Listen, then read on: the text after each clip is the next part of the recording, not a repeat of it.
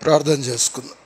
Let us pray. దయగల తండ్రి, జీవముగల దేవా, మీ పరిశుద్ధమైన పాదాలకు లేని స్తుతులు, స్తోత్రాలు, కృతజ్ఞత స్తుతులు మనసారా మరొకసారి హృదయపూర్వకంగా చెల్లిస్తున్నాం తండ్రి.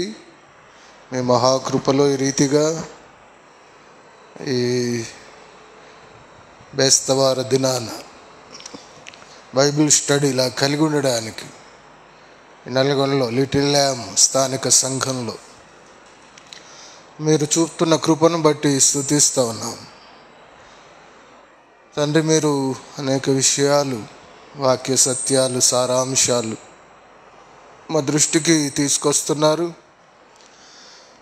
మేము నేర్చుకుంటూ ఆ రీతిగా జీవిస్తూ వర్ధిల్లుటకు మీరు మాకు చూపుతున్న కృపను బట్టి స్తుతిస్తున్నాం తండ్రి. మీ వాక్యం నేర్చుకొని, విని, గ్రహించి, అనుసరించి, అన్వయించుకొని ఆధ్యాత్మిక పరిణతి ఇంకెక్కువ మేము పొందినట్లు, ఆధ్యాత్మిక క్షేమం ఇంకెక్కువగా మాకు కలుగునట్లు మీరు చూపుతున్న కృపను బట్టి స్తుతిస్తూ, ఈ దినం కూడా మీ మహాకృపలో మాకు నేర్పించమని, ఈ బైబిల్ తరగతిలో, ఈ బైబిల్ స్టడీలో, ఈ వాక్య ధ్యాన కూడికలో సహాయం చేయమని, లైవ్ ద్వారా వింటున్న ప్రియులను కూడా దర్శించి మేలు చేయమని క్రీస్తేసు ప్రభు ద్వారా విశ్వాసంతో స్తుతించి ప్రార్థిస్తున్నాం తండ్రి. ఆమెన్. మంచిది. గాన ధ్యానాల్లో 36వ పేజీ 2వ పాట మనం పాడుకుందాం.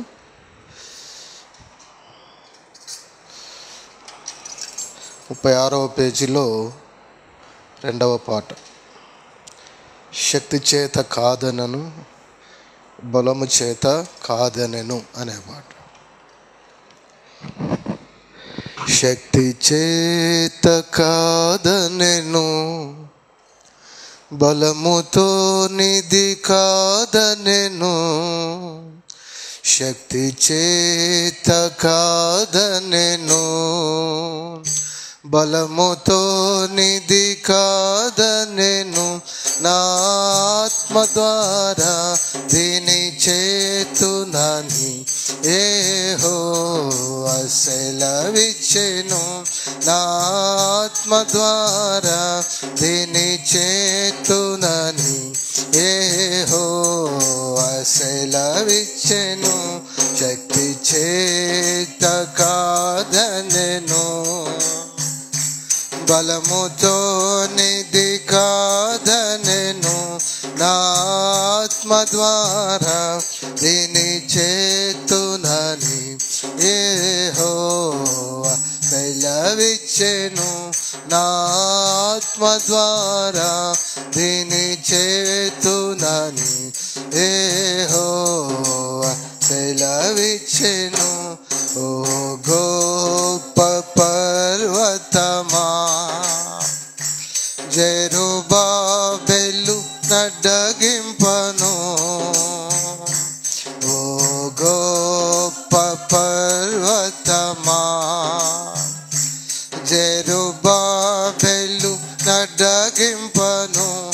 ఎంత మాత్రపు దానవు నీవనెను, చదును భూమిగా మారెదవు. ఎంత మాత్రపు దానవు నీవనెను, చదును భూమిగా మారెదవు.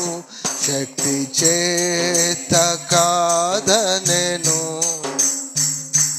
బలముతో నిధి కాదనెను. నా ఆత్మ ద్వారా దీని చేతునని యెహోవా సెలవిచ్చెను. నా ఆత్మ ద్వారా దీని చేతునని యెహోవా సెలవిచ్చెను. ఓ ఇశ్రాయేలు భాగ్యమెంత గొప్పది ఓ ఇశ్రాయేలు విను, నీ భాగ్యమెంత గొప్పది యేసోవా రక్షించిన నిన్ను పోలిన ఆరెవరు, యెహోవా రక్షించిన నిన్ను పోలిన ఆరెవరు, శక్తి చేత కాదనెను బలముతో నిధి కాదనెను, శక్తి చేత కాదనెను బలముతో నిధి కాదనెను, నా ఆత్మ ద్వారా దీని చేతునని యెహోవా సెలవిచ్చెను, నా ఆత్మ ద్వారా దీని చేతునని యెహోవా సెలవిచ్చెను.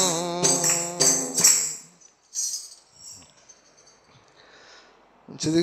దేవుని వాక్యం చదువుకొని చిన్న ప్రార్థన చేసుకొని వాక్యాన్ని ధ్యానం చేద్దాం. కొరింథీయులకు రాసిన పత్రికలో ఈరోజు 7వ అధ్యాయంలో ఒక విషయాన్ని మనం ధ్యానం చేద్దాం. 7వ అధ్యాయం 35వ వచనం. 7:35. మీకు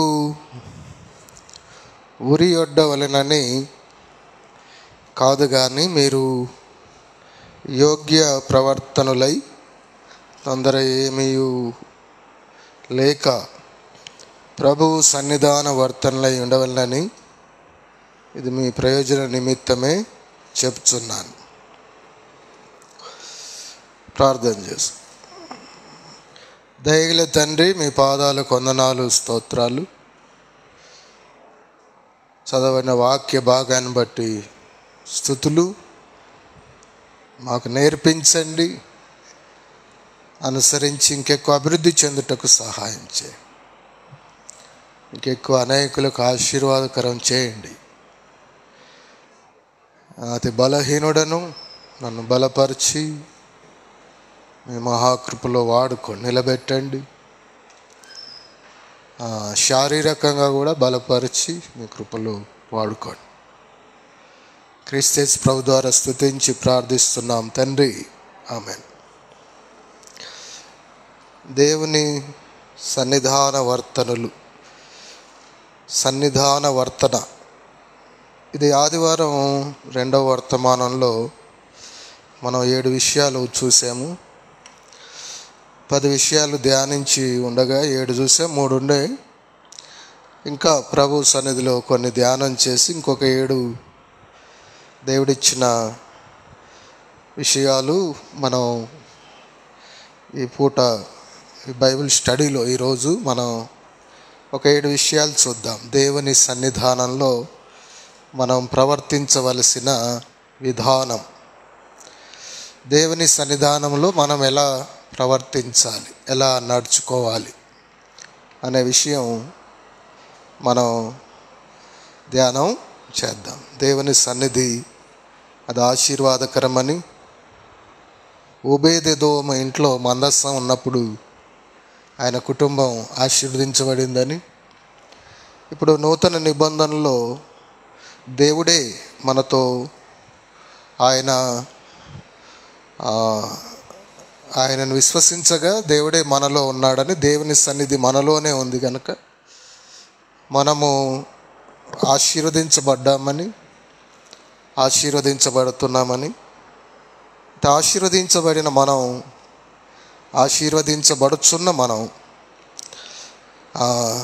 మరి ఎలా జీవిస్తే దేవుని సన్నిధిలో అది క్షేమమో మనం ఒక 7 విషయాలు చూసాం గతంలో.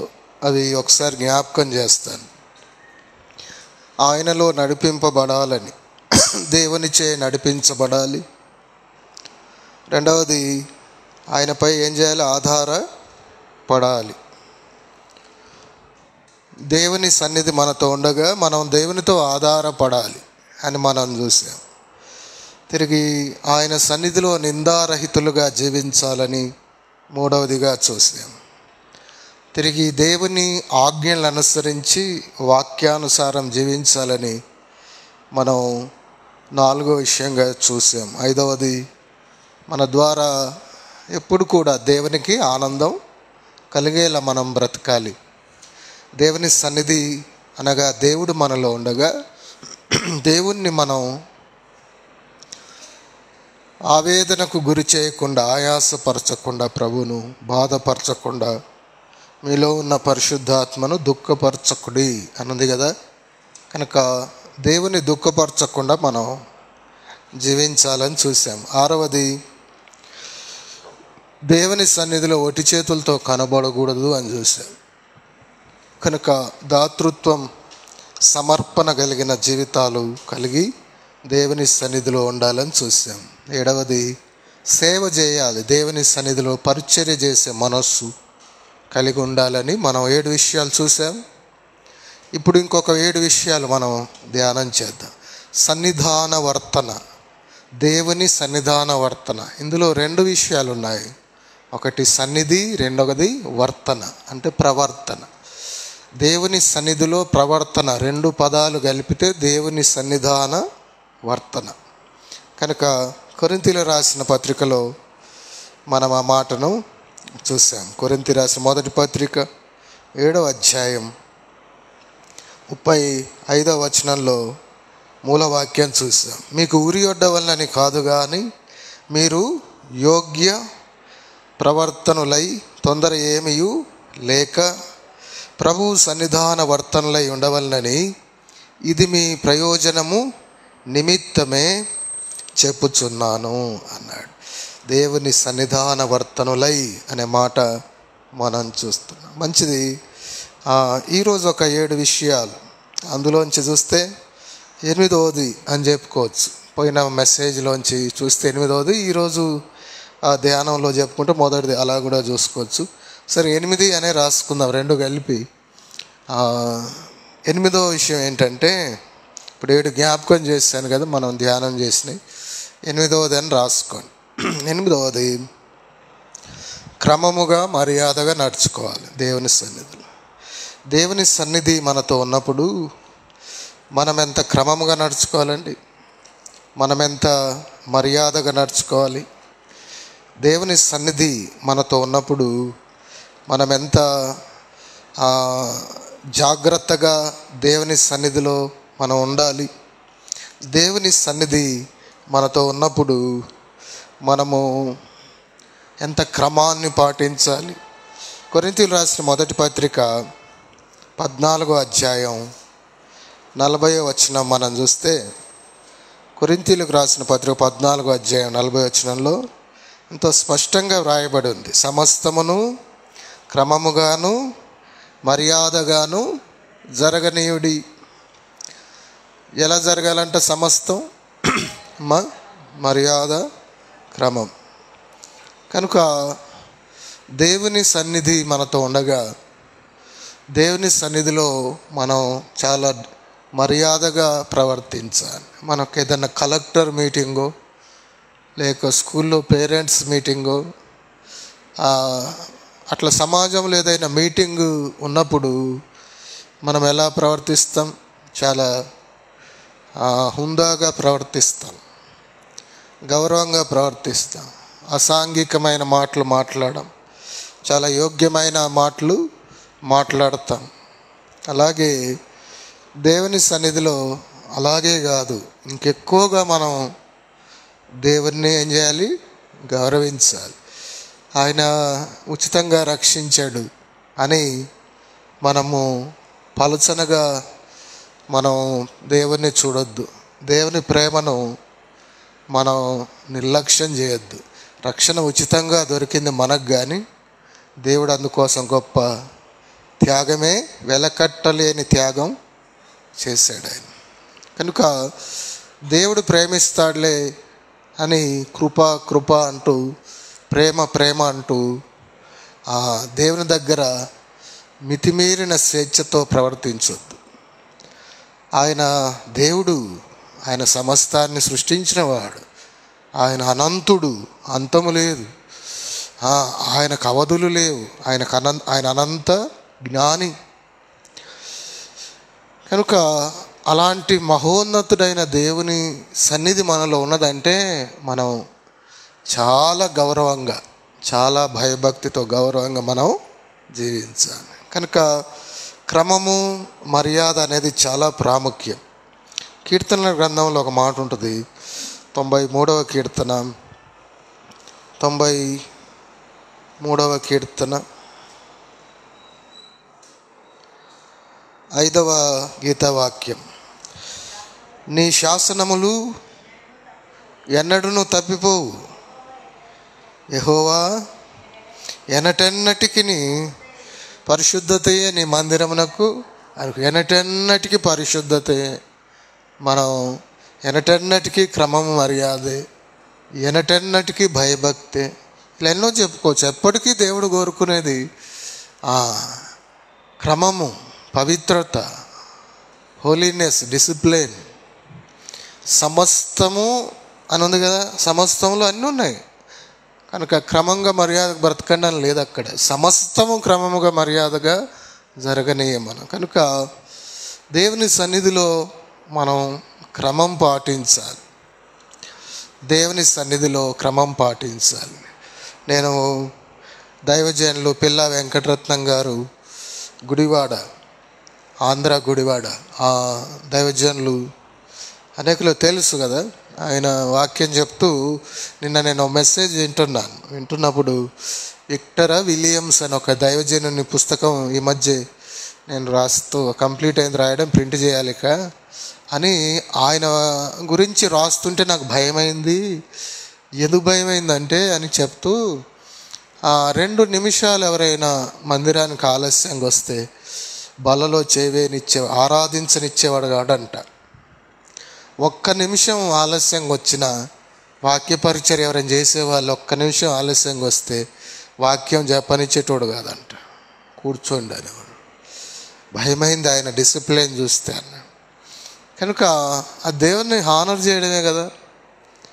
కనుక అంటే సమయానికి రండి అని నేర్పించడానికే కదా ఆయన ప్రయత్నం.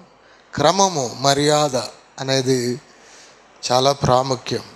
అయితే విచారం ఏంటంటే ఈ రోజుల్లో ఈ ఏమనాలో అతి స్వేచ్ఛ అనాలనో, దాన్ని నిర్లక్ష్యం అనాలనో, ఏమనాలనో కానీ దేవుని సన్నిధికి క్రమంగా వచ్చేవారి సంఖ్య రాను రాను చాలా చోట్ల తగ్గుతుంది. కొన్ని చోట్ల ఉండొచ్చు సంతోషం.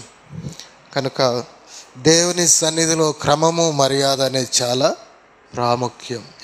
ఏదో కొన్ని సందర్భాల్లో మనం ప్రయత్నం చేస్తున్నా ఆలస్యమైందంటే వేరే విషయం, కానీ మనము నిర్లక్ష్యంగా ఆలస్యం చేస్తే దేవుడు బాధ పడతాడు. ఇది మొదటిది, అంటే ఈరోజు మొదటి విషయం. రెండవది మనం చూస్తే, లేక 9వ విషయంగా అది పార్ట్ 1 పార్ట్ 2గా ఒకవేళ మనం చూస్తే, రెండవదిగా 9వదిగా మనం చూస్తే కొరింథీయులకు రాసిన మొదటి పత్రిక, కొరింథీయులకు రాసిన మొదటి పత్రిక 14వ అధ్యాయం 33వ వచనం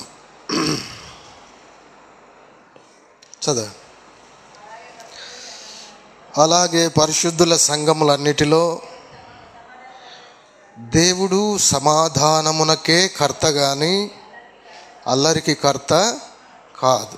కనుక అలాగే పరిశుద్ధుల సంఘములన్నిటిలో దేవుడు సమాధానమునకే కర్త గాని అల్లరికి కర్త కాదు. కనుక దేవుని సన్నిధిలో సమాధానముగా ఉండాలి, సమాధానముతో ప్రవర్తించాలి. మనం సమాధానంగా, పీసుగా, శాంతి సమాధానాలతో ప్రశాంతతను దేవుని సన్నిధిలో మనం గడపాలి. మనం అందరితో సమాధానంగా ఉండాలి. తిరిగి అనేకులు ఒకవేళ ఎవరైనా అసమాధానంగా ఉంటే వారు సమాధాన పడడానికి మనం సహాయకులుగా, సహాయం చేసేవారుగా మనం ఉండాలి. సమాధాన పరచువారుగా మనం ఉండాలి. కనుక అల్లరిగా ఉండడానికి దేవుడు ఇష్టపడడం లేదు. కనుక సమాధానంగా ఉండాలి, గౌరవంగా ఉండాలి. పరిశుద్ధుల సంఘములన్నిటిలో దేవుడు సమాధానమునకే కర్త కానీ అల్లరికి కర్త కాదు. ఈ రోజుల్లో అల్లరల్లరిగా కొన్ని విషయాలు మనం చూస్తున్నాం. అసలు వినడానికి ఒకసారి సిద్దిపేట ప్రకాశన్ నన్ను ఒక మీటింగ్స్ పిలిచారంట ఆంధ్రాలో. వాళ్ళ సౌండ్స్కు ఆయన పెద్ద మనిషి 70 ఏళ్ళు దాటిన ఆయన ఆ హెవీ సౌండ్స్ పెట్టి వాళ్ళు పాటలు పాడుతుంటే ఇట్లా బైబిల్ ఇట్లా గుండెకు అడ్డం పెట్టుకున్నాడంట. బైబిల్ని తీసి గుండెకు అడ్డం పెట్టుకున్నాడంట. అసలు గుండె ఆగిపోద్దా అన్నట్టు అనిపిస్తుందంట, అంత సౌండ్స్. కనుక వినడానికి శ్రావ్యంగా, వినసొంపుగా అంటారే, వినడానికి చక్కగా అనుకూలమైన స్థాయిలో పెడితే చాలు సౌండ్. ఇప్పుడు ఏదో రకరకాలుగా లోకంలో ఉన్నట్లు భక్తిలో, సంఘంలో అలాంటి తీవ్రమైన సౌండ్స్ పెట్టడం వల్ల వాళ్ళు ఆ పాటలు కానీ వాక్యం కానీ వినలేకపోతారు. ఆ చెవులు, బాడీ దాన్ని కర్ణబేరి దాన్ని తట్టుకోలేనంతగా. మీ గతంలో చెప్పాను అనుకుంటా, ఒక పెళ్లిలో పెళ్లి కూతురు చచ్చిపోయింది తెలుసా. డీజే సౌండ్లో బారాత్ అంటారే ఊరేగిస్తుంటే అమ్మాయి సౌండ్కు తట్టుకోలేక చచ్చిపోయిందంట. నాకు ఎట్లా అవుతుందని పెళ్లి కొడుకు చెప్తుంటే ఆయనకు అర్థం కావట్లేదు సౌండ్లోకి ఎట్లయితుంది, ఆయన గమనించలేదు, చచ్చిపోయింది. సరే ఏం సౌండ్లు ఏమి. మనం ఈ రోజుల్లో చూస్తే ఎంత సౌండ్ పొల్యూషన్ బయట చూస్తున్నాం. ఆ విపరీతమైన సౌండ్స్. ఒక యవనస్తురాలు చచ్చిపోయిందంటే, పెళ్లి పిల్ల చచ్చిపోయిందంటే, పెళ్లి కూతురు చచ్చిపోయిందంటే వృద్ధుల సంగతి ఎట్టుండాలి. కనుక ఈ రోజుల్లో రకరకాలుగా మనం చూస్తాం, అల్లరల్లరిగా. మనం సంఘాల్లో కూడా ఆరాధన అని కొన్ని చోట్ల పెద్ద సౌండ్స్, రకరకాలు ఆ డిస్కో లైట్స్ లాగా, క్లబ్బుల్లో రికార్డింగ్ డ్యాన్సులో లైట్లు వేసినట్లు ఏంటది, ఏం విధానం అది అనిపిస్తుంది. కనుక ఒకవేళ లైట్లు వేసారు, ఒకవేళ ఆరాధన వినసొంపుగా ఉంటుందంటే ఆ హెవీ సౌండ్స్తో వినలేకుండా నేను కొందరిని విన్నాను.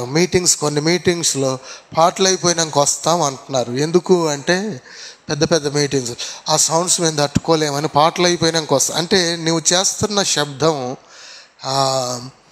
పాటలు పాడడానికి రాకుండా చేస్తుంది భక్తులను. ఎంత విచారం. కనుక అల్లరిగా ఎప్పుడు ఉండొద్దు. నువ్వు ఏది చేసినా టెక్నాలజీ వాడుకో చక్కగా, కానీ అల్లరిగా ఉండకూడదు. సమాధానంగా, ప్రశాంతంగా ఉండాలి. ఆయన అల్లరికి కర్త కాడు. రోమపత్రికలో మనం చూస్తే, రోమీలకు రాసిన పత్రిక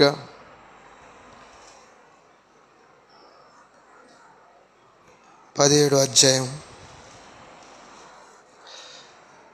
రోమీలకు రాసిన పత్రిక 13వ అధ్యాయం, 17 లేనే లేదు, 13వ అధ్యాయం 13 నుండి 14 వచనాలు. అల్లరితో కూడిన ఆటపాటలైనను, మత్తైనను లేకయు, కామ విలాసములైనను, పోకిరి చేష్టలైనను లేకయు, కలహమైనను మత్సరమైనను లేకయు, పగటియందు నడుచుకొనున్నట్లు మర్యాదగా నడుచుకొందాం.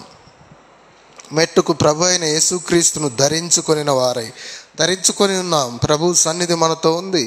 కనుక అల్లరితో కూడిన ఆటపాటలొద్దు, మత్తొద్దు, కామ విలాసాలొద్దు, పోకిరి చేష్టలొద్దు, కలహాలొద్దు, మత్సరాలొద్దు.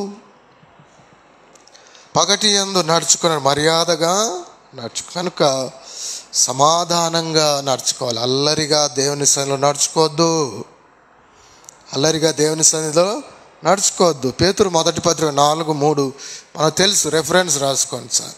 అక్కడ కూడా పోకరి చేష్ట, అల్లరితో కూడిన ఆటపాటలు, త్రాగుబోతుల విందులు చేయదగని విగ్రహ పూజలు చేయట గతించిన కాలమే చాలు.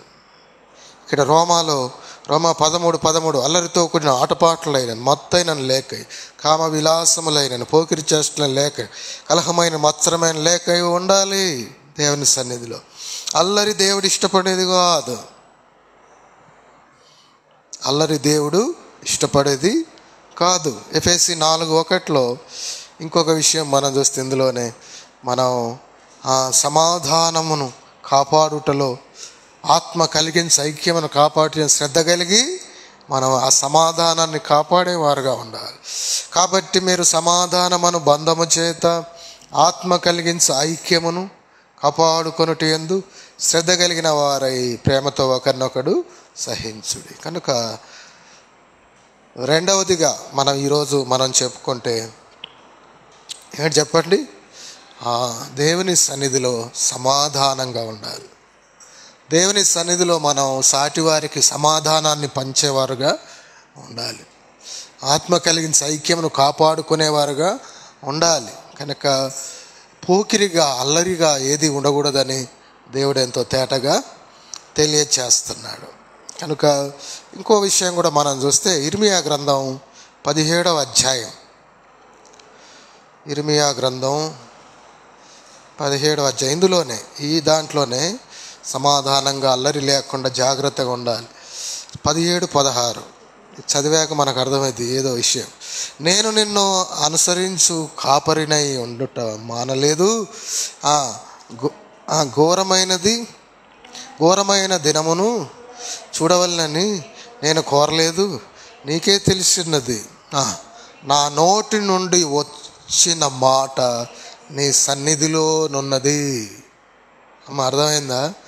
మన నోటి నుండి వచ్చే మాట దేవుని సన్నిధిలో ఉన్నది. జాగ్రత్త. నా కన్నీళ్ళు నీ కవిలలో ఉన్నాయి, భద్రం చేయబడ్డాయి అన్నాడు భక్తుడు. కవిలే అంటే పుస్తకం. నీ బుడిలో దాచబడి ఉన్నాయని కూడా చూస్తాం. అలాగే మన మాటలు కూడా దేవుని సన్నిధిలో ఉన్నాయంట. కనుక మనం మన మాటల విషయంలో ఎలా ఉండాలమ్మా? చాలా జాగ్రత్తగా ఉండాలి. నిర్గమకాండంలో 16 ఈ మధ్య మాటల గురించి ధ్యానం చేశాం మనం. నిర్గమకాండం దేవుడు మన నోటి నుండి వచ్చే ప్రతి వ్యర్థమైన మాటకు లెక్కడుతాడని కూడా గతంలో చూసాం. 16:7 చూడండి. 16 యెహోవా మీద మీరు సనిగిన సనుగులను ఆయన వినుచున్నాడు. ఉదయమున మీరు యెహోవా మహిమను చూచెదరు. మీరు ఏపాటి వారు మా మీద సనగనేలని.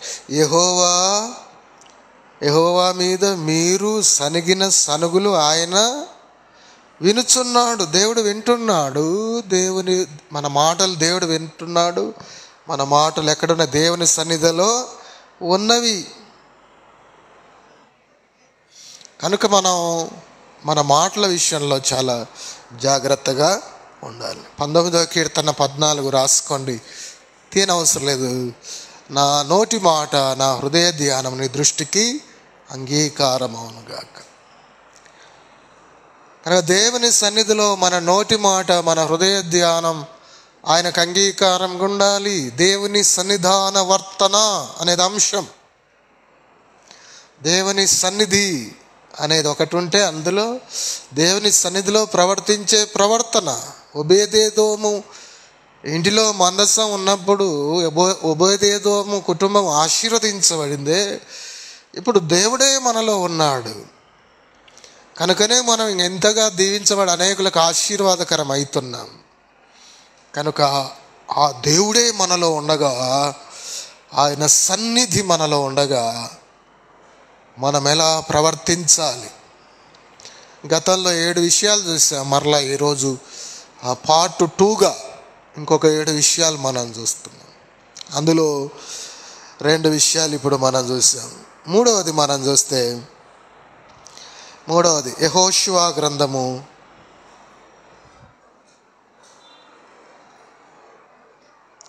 యెహోషువ గ్రంథము 4వ అధ్యాయం 13వ వచనం. సేనలో ఇంచుమించు 20,000 మంది యుద్ధ సన్నద్ధులై సేనలో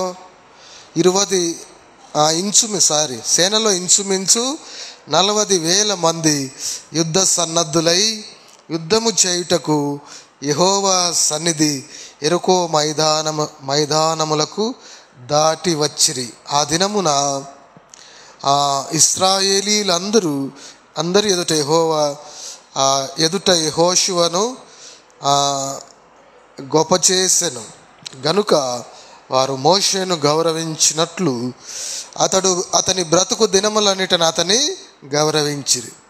ఇక్కడ ఒక మాట ఏంటంటే, సేనలో ఇంచుమించు 40,000 మంది యుద్ధ సన్నద్ధులై యుద్ధము చేయుటకు యెహోవా సన్నిధిని యెరికో మైదానములకు దాటి వచ్చుట. కనుక దేవుని సన్నిధిలో అధిగమించాలి. ఏదైనా విషయం ఉన్నప్పుడు, ఏదైనా సమస్య ఉన్నప్పుడు, ఏదైనా ఆటంకం వచ్చినప్పుడు, ఇప్పుడు ఎర్రసంద్రం వచ్చింది, దాటి రాలేదా వాళ్ళు? దేవుడు దాటించలేదా? అలాగే యోర్దాను వచ్చింది, యోర్దానును దాటలేదా? యెరికో కోట ఎదురైంది, యెరికో కోట కూల్చబడలేదు. కనుక దేవుని సన్నిధిలో ఆ మాట, యెహోవా సన్నిధిని యెరికో మైదానములకు దాటి వచ్చిరి అనే మాట. కనుక ఇక్కడ మనం గమనిస్తే దేవుని సన్నిధిలో మనం అవరోధాలను ఏం చేయాలి చెప్పండి? అధిగమించాలి. అవరోధాలను అధిగమించాలి. 32 చూడండి, సంఖ్యాకాండం 32:21 నుండి నేను చదువుతాను. యెహోవా సన్నిధిని మీరందరూ యుద్ధ సన్నద్ధులై యోర్దాను ఆవలికి వెళ్ళినేడలా ఆ దేశము యెహోవా సన్నిధిని జయింపబడిన తరువాత, కనుక అవరోధాలు అధిగమించి జయించాలి. ఆ మాట రాసి 2 క్లబ్ చేసి కలుపుకొని, ఈ 2 విషయాలు కలిపి మనం ఒక పాయింట్గా, ఒక అంశముగా మనం రాసుకుంటే, అవరోధాలను అధిగమించి జయించాలి దేవుని సన్నిధిలో. నేను గతంలో చాలా ఏళ్ళ క్రితం ఒక మాట చెప్పాను. ఒక వ్యక్తి సింపుల్ ఎగ్జాంపుల్, ఒక వ్యక్తి బండి మీద పోతుంటే స్కూటర్ మీద పోతుంటే స్పీడ్ బ్రేకర్ అడ్డొచ్చిందంట. స్పీడ్ బ్రేకర్ అడ్డు రాగానే స్పీడ్ బ్రేకర్ పక్కన స్టాండ్ వేసి ఇక ఏడుస్తూ ఉన్నాడంట, స్పీడ్ బ్రేకర్ వచ్చింది ఏం చేద్దునని. ఇప్పుడు ఏమంటారు ఆయన చెప్పండి? సన్మానం చేయొచ్చా? మంచి తెలివి కల్లోడు పిల్లగాడని. పెద్ద ఆయన అయితే చాలా ధైర్యవంతుడు, ఆయన అర్జున అవార్డు ఇవ్వచ్చా? ఏదో ధైర్యవంతులకు ఇస్తుంటారు, ఏదన్నా ప్రాణాలను తెగించి కాపాడాలి.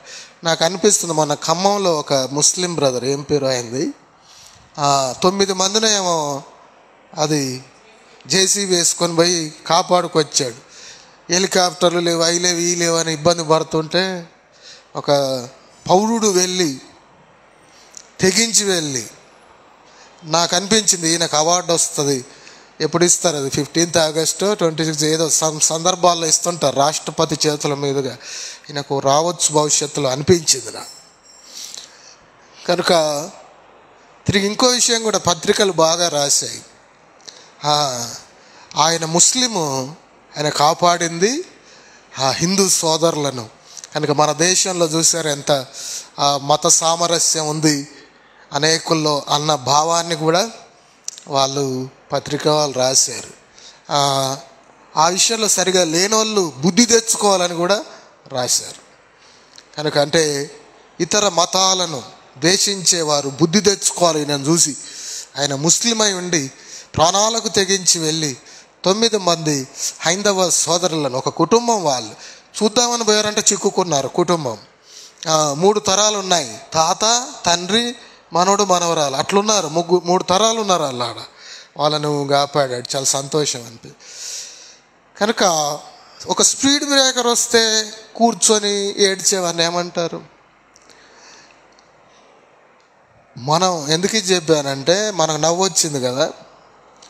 మనం కూడా సమస్యలకు భయపడి ఏడుస్తూ ఉంటే, మనం కూడా ఆ స్పీడ్ బ్రేకర్ దగ్గర స్టాండ్ వేసి ఏడ్చే వాళ్ళతో సమానం కాదా? ఎందుకంటే మనకు కొండలాంటి సమస్య అయినా దేవునికి స్పీడ్ బ్రేకర్ కూడా కాదు అది. దేవుడు మనలో ఉన్నాడు. దేవునికి ఆ సమస్య ఏ పాటిది చెప్పు? మనమేం కూర్చొని ఏడుతున్నాం కొన్నిసార్లు.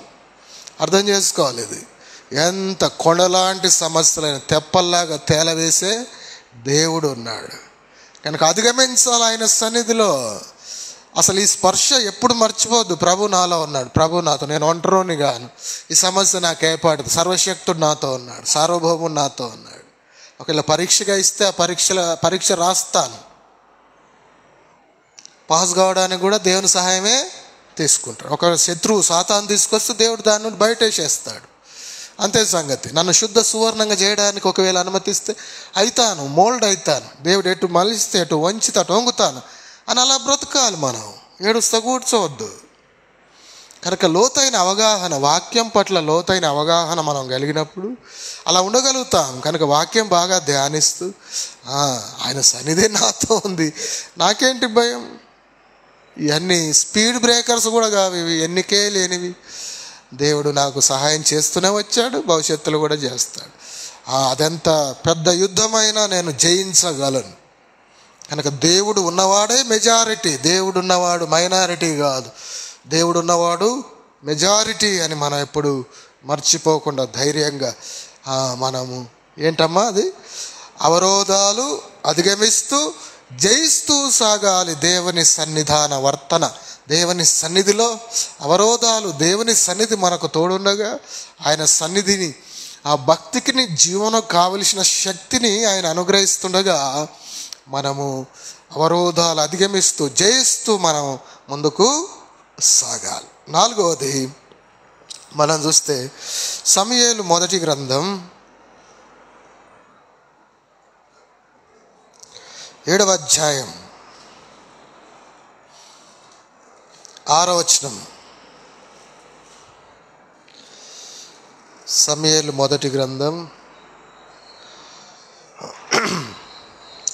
15వ అధ్యాయం, ఈ తర్వాత వస్తుంది 15వ అధ్యాయం 32, 33 వచనాలు. సమూయేలు అమాలేకీల రాజైన అగగును నా దగ్గరికి తీసుకొని రండని చెప్పాను. అగగు సంతోషముగా అతని దగ్గరికి వచ్చి మరణ శ్రమ నాకు గడిచిపోయేనే అని చెప్పగా, సమూయేలు నీ కత్తి స్త్రీలకు సంతు లేకుండా చేసినట్లు, అంటే సంతానం లేకుండా చేసావు నువ్వు, మంచి మంచి యవన బిడ్డలను చంపావు నువ్వు, ఆడవాళ్లకు తల్లులకు బిడ్డలను లేకుండా చేసావురా నువ్వు అన్నట్లుగా, నీ కత్తి స్త్రీలకు సంతు లేకుండా చేసినట్లు నీ తల్లికి నీ స్త్రీలలో సంతు లేకపోవునని రాని కాకుండా అతనితో చెప్పి గిల్గాలులో యెహోవా సన్నిధిని అగగును తుత్తునియలుగా నరికెను. శత్రు సంహారం, శత్రువును చంపివేయాలి. అంటే ఆనాడు యుద్ధాల కాలంలో విషయం మనం చదివింది. సమూయేలు విషయాల్లో మనం చూసినప్పుడు దేవుడు చెప్పాడు, అమాలేకుల దగ్గరికి వెళ్ళు, వాళ్ళు చాలా నష్టం చేస్తారు, వాళ్ళని ఓడించు, మొత్తం నిర్మూలన చేయమంటే ఈయన ఏం చేశాడు? కొన్ని పశువులను రాజును ప్రాణాలతో వదిలిపెట్టాడు. ఎవరు తీసుకొని వచ్చాడు? సౌలు. అప్పుడు ఆ సమూయేలు వెళ్ళి, ఏంటి ఆ కోడెల రంకెలు ఏంటి, ఇదంతా ఏంటి, ఏం చేసినావు నువ్వు? బలులు అర్పించుకుంటే యెహోవా మాట వినుట శ్రేష్టం కదా అని చెప్పి, తర్వాత సమూయేలు ఆ రాజును ఏం చేశాడు అంటే, ఇశ్రాయేలును ఆనాడు ఎందరినో చంపి తల్లులకు కొడుకులను లేకుండా, పిల్లల్ని లేకుండా, సంతు లేకుండా చేసిన అతనికి దేవుడే శిక్ష విధించాలని చెప్పాడు. ఆ శిక్షను సమూయేలు ఆనాడు నెరవేర్చాడు. శత్రువును ఏం చేశాడు? నాశనం చేశాడు. అంటే ఈ రోజుల్లో, ఆ రోజులు రాజుల కాలంలో ఆ విషయం మనం చూస్తున్నాం. ఈ రోజుల్లో శత్రువులను చంపడం అంటే ఏంటి? మన గారిని చంపాలనా?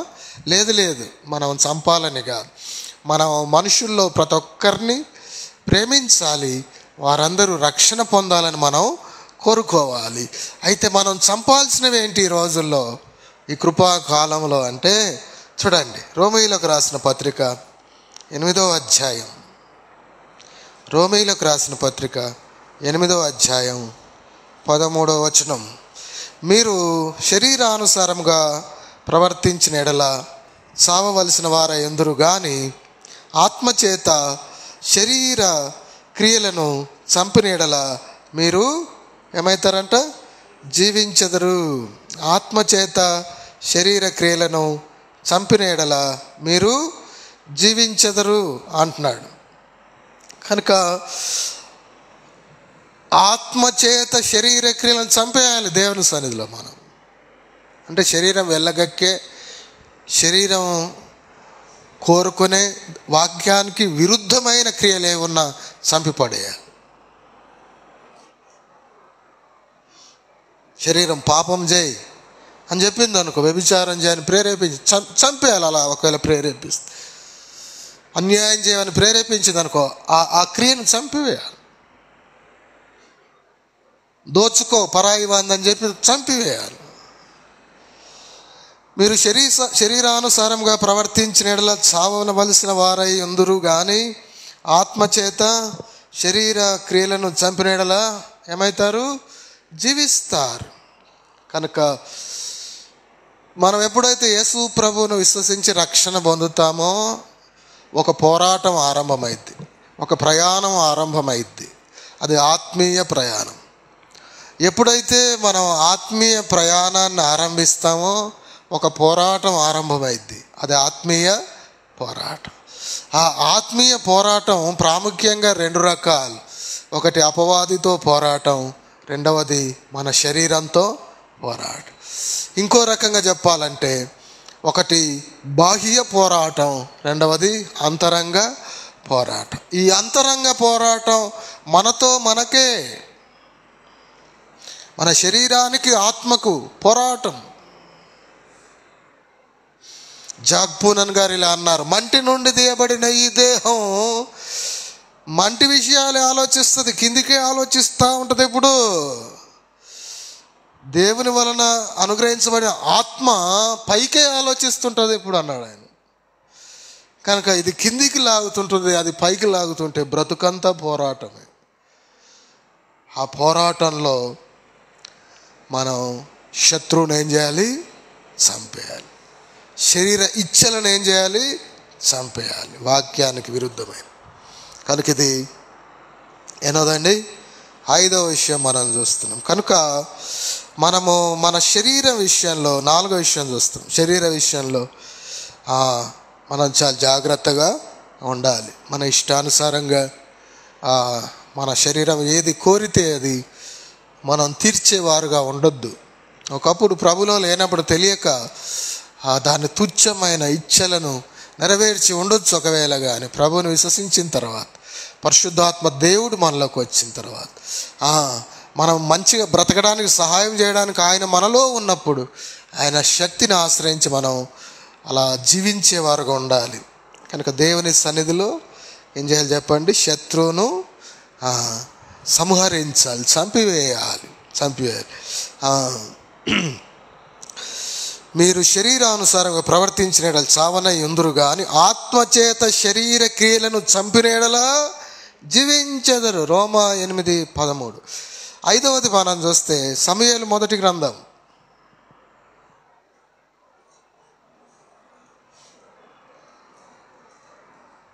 7వ అధ్యాయం 6వ వచనం. వారు మిస్పాలో కూడుకొని నీళ్లు చేది యెహోవా సన్నిధిని కుమ్మరించి ఆ దినమున ఉపవాసం ఉండి యెహోవా దృష్టికి మేము పాపాత్ములమని ఒప్పుకొని మిస్పాలో సమూయేలు ఇశ్రాయేలుకు ఒప్పుకొనిరి. మిస్పాలో సమూయేలు ఇశ్రాయేలుకు న్యాయాధిపతిగా ఉండెను. 13వ వచనం. ఈలాగున ఫిలిస్తీయులు అనుపబడిన వారై ఇశ్రాయేలు సరిహద్దులోనికి తిరిగి రాక ఆగిపోయిరి. సమూయేలు ఉండిన దినములన్నిటను యెహోవా హస్తం ఫిలిస్తీయులకు విరోధముగా ఉండెను. ఇక్కడ ఫిలిస్తీయుల మీద ఫిలిస్తీన్లచే అనపబడి ఫిలిస్తీన్లచే బాధించబడుతున్న దినాల్లో ఇశ్రాయేలు అప్పుడు మిస్పాలో సమూయేలు వారందరిని పిలిపించి వాళ్ళు చేసిన పొరపాట్లను వారి దృష్టికి తెచ్చినప్పుడు అక్కడ వారు చేసిన పని మనం చూడాలన్నట్టు. ఏం చేశారు వాళ్ళంటే, మిస్పాలో యెహోవా దృష్టికి మేము పాపాత్ములమని ఏం చేశారు, ఒప్పుకొనిరి.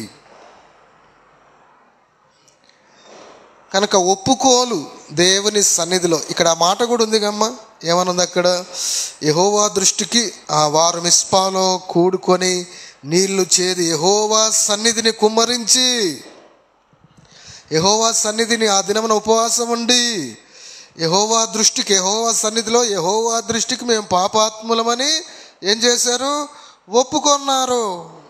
ఒప్పుకొన్నారు.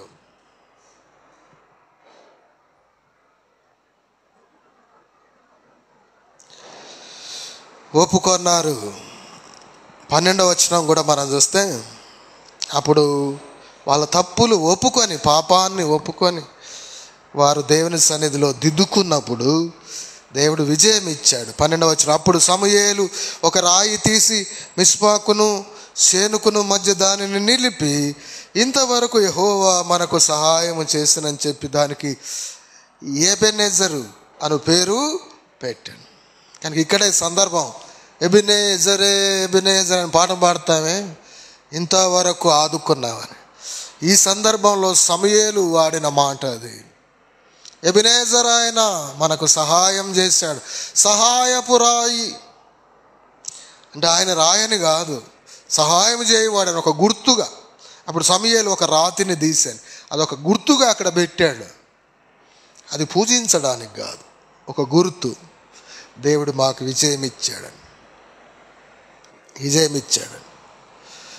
కనుక మొన్న ఈ మధ్య వనస్థలిపురంలో అయిన మీటింగ్స్లో పాత నిబంధన కాలంలో కొందరు భక్తులు కట్టిన బలిపీఠాలు కర్రలతో కట్టేవాళ్ళు, కొందరు కట్టెతో కట్టి బలి ఇచ్చేవాళ్ళు, కొందరు రాళ్లతో బలిపీఠం కట్టి దాని మీద అర్పించారు.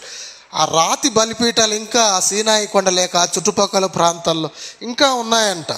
నటరాజన్ లాజరస్ గారు నేను చూసి వచ్చాను.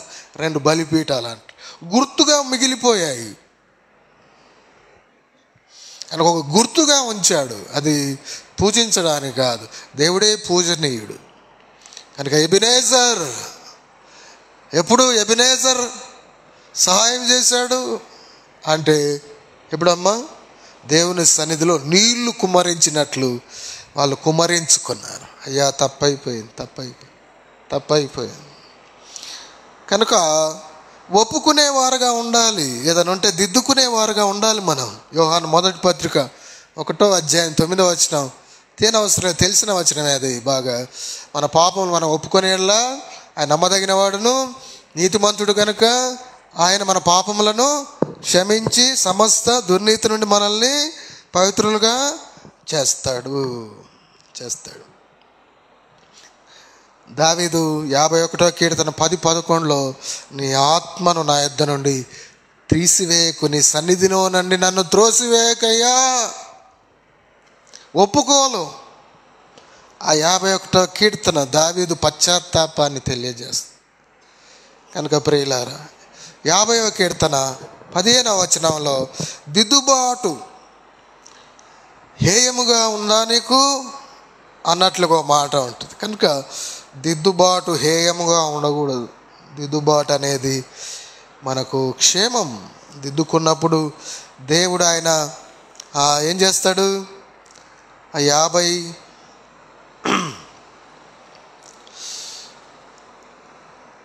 50వ కీర్తనే కదా, 10 చదవండి.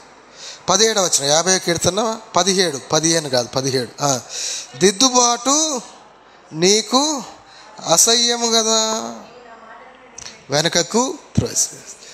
కనుక సమూయేలు వాళ్ళకు కౌన్సిలింగ్ ఇచ్చినప్పుడు, వాళ్ళకు బోధించినప్పుడు, వాళ్ళని హెచ్చరించినప్పుడు మిస్పాలో వాళ్ళు హేయంగా చూడలేదు, దిద్దుబాటు ప్రియంగా చూడడం వల్ల విజయం వచ్చింది. సమూయేలు ఉన్నంత కాలం మరల ఇశ్రాయేలు వైపు ఫిలిష్తీయులు చూడలే,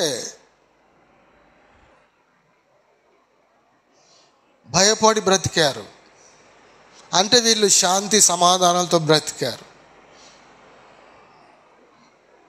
కనుక దిద్దుకుంటే మేలుంది, దిద్దుకుంటే క్షేమం ఉంది.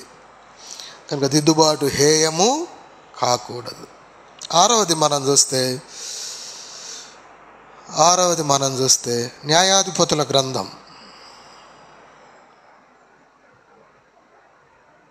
20వ అధ్యాయం 26వ వచనం.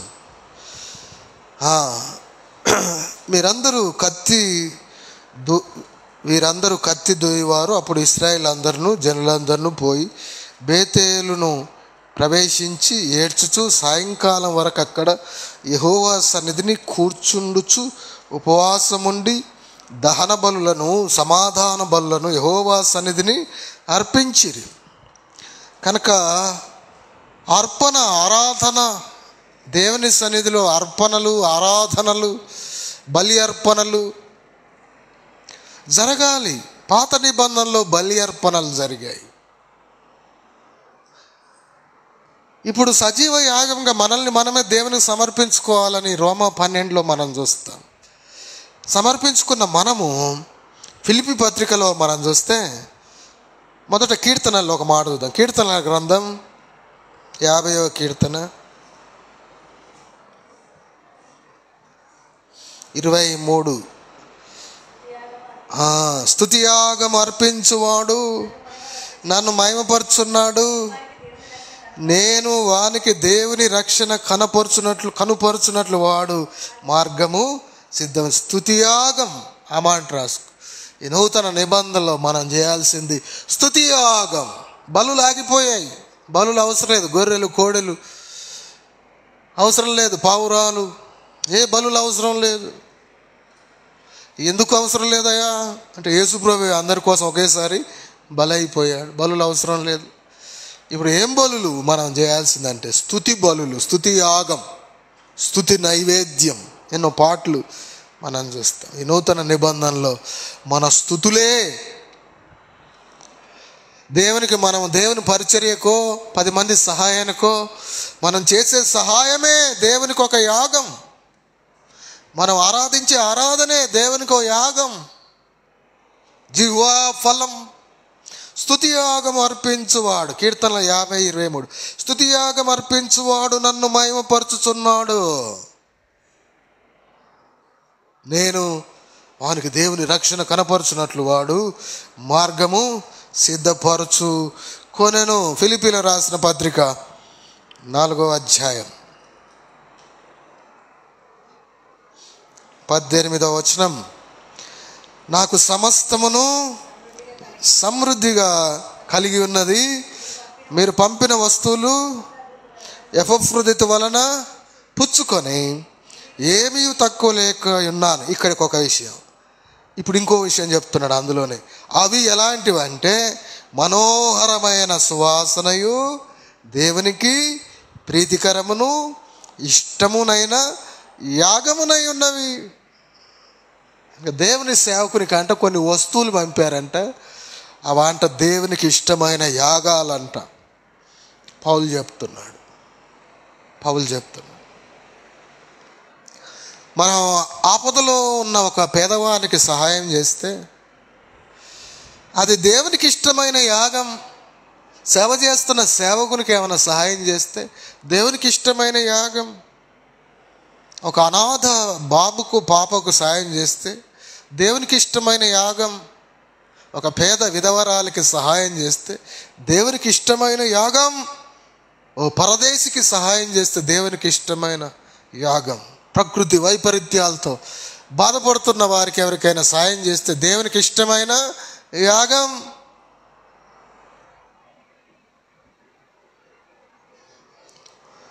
కనుక దేవుని సన్నిధిలో స్తోత్ర బలులు అర్పించబడాలి. స్తోత్ర బలి తండ్రి దేవా నీకేనయ్యా అని పాట ఉంటుంది, అద్భుతంగా ఉంటుంది. దేవునికి స్తోత్ర బలి ఇది ఎన్నోదమ్మా?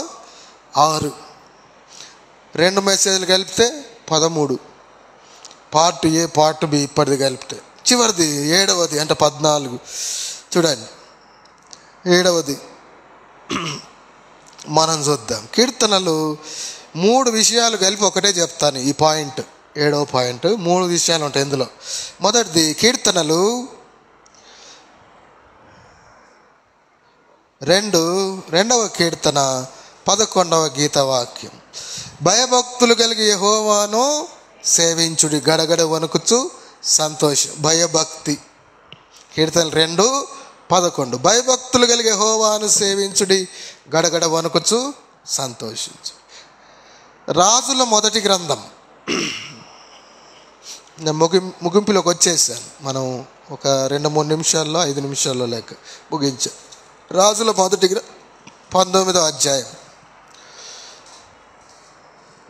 10వ వచనం. అతడు ఇశ్రాయేలు వారిని నిబంధన త్రోసివేసి, అతడంటే ఎలీషా అంటున్నాడు, ఏలియా అంటున్నాడు సార్. ఇశ్రాయేలు వారిని నిబంధన త్రోసివేసి నీ బలిపీఠం పడగొట్టి నీ ప్రవక్తలను ఖడ్గం చేత హతము చేసే సైన్యములకు అధిపతియు దేవుడవగు యెహోవా కొరకు మహారోషము గలవాడనై నేను ఒకడును మాత్రమే మిగిలి ఉండగా. దేవుడు ఇంకొందరు ఉన్నారు అని చెప్పాడు, కానీ ఈయన మాత్రం ఎలా ఉన్నాడంట? రోషము గలవాడై ఉన్నాడంట. భయభక్తులు కలిగి రోషముతో. రెండవది ఏం చెప్పండి? రోషం. భయభక్తులు కలిగి రోషంతో అంటే దేవుని కొరకు నమ్మకంగా ఉండాలి, దేవుని కొరకు, దేవుని మహిమార్థం బ్రతకడానికి అలా ఉండాలి. సంఖ్యాకాండం 25:11 మనం చూస్తే, నేను రాసుకోండి, రిఫరెన్స్ తీయనవసరం లేదు. నేను ఓర్వలేనిది తాను ఓర్వలేకపోయాను. ఫినెహాసు గురించి, అహరోను మనవడు ఎలియాజరు కుమారుడైన ఫినెహాసు నేను ఓర్వలేని తాను ఓర్వలేకపోయాను, జిమ్రీని కొమ్చిన ఒక్క ఏటున చంపిపడేశాడు. ఏమంటే అక్కడ అనేకులు చనిపోతుంటే అందరూ ఏం చేద్దామని ఆలోచిస్తుంటే ఒక స్త్రీని, మోయాబురాల్ని తీసుకొని వచ్చి పాపం చేయడానికి వెళ్తే తట్టుకోలేకపోయాడు ఫినెహాసు. రోషం వచ్చింది. కానీ దేవుని యందు భయభక్తి కలిగి, కాబట్టి అప్పుడు దేవుడు తెగులుని ఏం చేశాడు? ఆపాడు. కనుక దేవుని యందు భయభక్తితో రోషము కలిగి జీవిస్తూ, మూడవది చెప్పి ఇందులో 3వ మాట ఏంటంటే యోహాను 15:5, ఎవడు నా యందు నిలిచిండునో నేను ఎవరి యందు నిలిచిందునో వాడు బహుగా ఫలించాలి. ఇప్పుడు రాసుకోండి, భయభక్తితో రోషముగా ఫలించాలి దేవుని కొరకు. దేవుని సన్నిధిలో భయభక్తితో బ్రతుకుతూ, దేవుని కొరకు నమ్మకంగా, దేవుని కొరకైన రోషం గలవారుగా మనం జీవిస్తూ, అంటే రాజీ పడకుండా, సర్దుబాట్లు చేసుకోకుండా, దేవుడు సగం లోకం సగం, అంటే లోకంలోని దేవునికి వ్యతిరేకమైన విధానాలు కొన్ని, దేవుని విధానాలు కొన్ని అలా బ్రతకకుండా నమ్మకంగా యథార్థంగా, ఎఫెసీలో ఉంటుంది, నీతియు యథార్థమైన భక్తియు గలవారై దేవుని పోలికగా సృష్టింపబడిన నవీన స్వభావం ధరించుకోండి. నీతియు యథార్థమైన భక్తి. యథార్థమైన భక్తే రోషంతో కూడిన భక్తి. యథార్థంగా లేక రోషంతో కూడిన భక్తి యథార్థం ఎట్లయినా చెప్పుకోవచ్చు. కనుక భయభక్తితో రోషంగా ప్రభు కొరకు మనం ఫలించాలి. సాతాను ఎంతో మందిని నరకానికి ఈడ్చుకుపోవాలని వాడు పని చేస్తుంటే మనకు రోషం రావాలి. నువ్వు మనుషులను నాశనం చేయాలని చూస్తున్నావురా, నేను దేవుని కొరకు రోషంగా వాళ్ళను నీ గుప్పిల నుండి, నీ చెర నుండి విడిపించడానికి పని చేస్తా అని అలా రోషంగా పనిచేసి మనం ఆత్మలను సంపాదించాలి. 7 విషయాలు. నెంబర్ 1, దేవుని సన్నిధాన వర్తన సమస్తం క్రమముగా మర్యాదగా జరిగించాలి. 2వది దేవుని సన్నిధాన వర్తన, మనము సమాధానకరంగా ఉండాలి. 3వది దేవుని సన్నిధాన వర్తన, అవరోధాలు అధిగమిస్తూ మనం ఏం చేయాలి? జయించాలి దేవుని కృపలో. 4వది దేవుని సన్నిధాన వర్తన, శత్రువులను చంపివేయాలి. అంటే ఆ ఆత్మ ద్వారా శరీర కార్యాలను ఏం చేయాలి? చంపివేయాలి. చేదైన వేరేం చేయాలి? పెరికించి పడేయాలి. పులిసిన పిండి ఏం చేయాలి? పడవేసుకోవాలి. ప్రభువులో మనము ఉన్నతంగా జీవించాలి, చంపివేయాలి శత్రువును. 5వది మనం చూస్తే ఒప్పుకోవాలి, దేవుని సన్నిధిలో దిద్దుకోవాలి. ఆరవది మనం చూస్తే దేవునికి స్తోత్ర బలులు అర్పించాలి, జిహ్వా ఫలం అర్పించాలి, సజీవ యాగముగా సమర్పించుకోవాలి. అనేకులకు గుప్పిళ్ళు విప్పుట కూడా ఏమండి దేవునికి ప్రీతికరమైన యాగం అని మనం గుప్పిళ్ళు ఇంకెక్కువ విప్పాలి. మన ధనం, మన సమయం, మన సంపద ప్రభు కొరకు ఇంకెక్కువ ఖర్చు పెట్టాలి. అది దేవునికి ఇష్టమైన యాగం.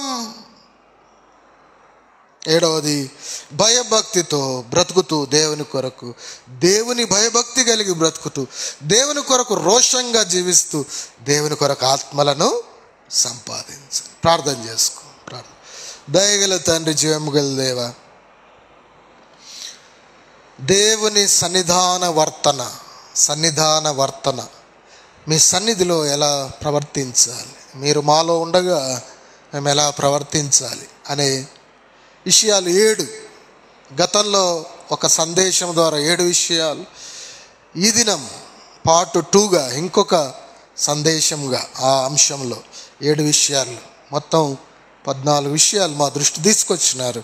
మీ కృతజ్ఞతలు మేము పరీక్షించుకొని అలా ఉంటే ఇంకెక్కువగా ముందుకు సాగుతూ సంతోషంగా, ఒకవేళ ఎందులో వెనకబడి ఉన్నా యథార్థంగా మీ సన్నిధిలో ఒప్పుకొని దిద్దుకొని అందులో మీ సహాయం తీసుకొని ముందడుగు వేసి మీరు ఆశించేలా ఫలితాలు సాధించుటకు మీ కృపను ఇంకెక్కువగా ప్రసాదించమని, మహిమ మీరే పొందుమని క్రీస్తు ప్రభు ద్వారా విశ్వాసంతో స్తుతించి ప్రార్థిస్తున్నాము తండ్రి. ఆమేన్. పరలోకమందున్న తండ్రి యొక్కయు మన విమోచన సజీవుడైన యేసుక్రీస్తు ప్రభు యొక్కయు పరిశుద్ధాత్మ దేవుని అన్యోన్య సన్నిధి సహవాసం మనకును తను ప్రేమించిన సకల పరిశుద్ధులకును సదాకాలం తోడైండును గాక. ఆమేన్. ఆమేన్.